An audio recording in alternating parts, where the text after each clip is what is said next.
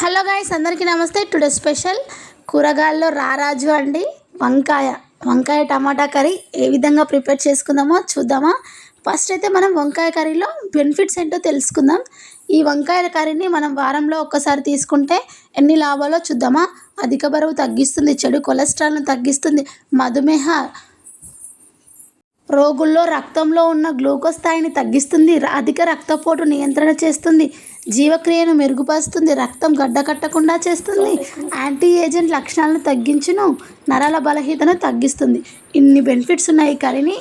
మనమైతే ముందుగా వంకాయలు కట్ చేసుకొని సాల్ట్ వేసుకున్న వాటర్లో వీటిని అయితే వేసుకోవాలండి కట్ చేయగానే, లేకపోతే నలుపు వచ్చేస్తుంది. ఈ విధంగా వేసుకుంటే నలుపు అనేది రాదు. కర్రీ అయితే ఏ విధంగా ప్రిపేర్ చేసుకుందామో చూద్దామా.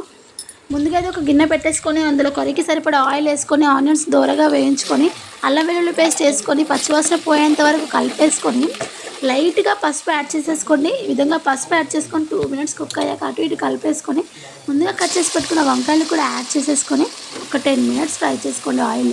ఈ విధంగా ఫ్రై అయిపోయాక మనం టమాటాని యాడ్ చేసుకోవాలండి.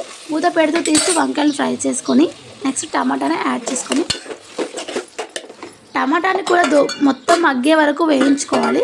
మొత్తం టమాటా కూడా కుక్ అయిపోయాక మనం రుచికి సరిపడా కారం ఉప్పును యాడ్ చేసుకొని ఒక్కసారి అయితే కలిపేసుకుందాం. కొద్దిగా ధనియా పౌడర్ కూడా జల్లించుకొని ఒక్కసారి కలిపేసుకొని కొత్తిమీరతో గార్నిష్ చేసుకుంటే వంకాయ టమాటా కూర రెడీ అండి. Thank you for watching. Please subscribe to my channel.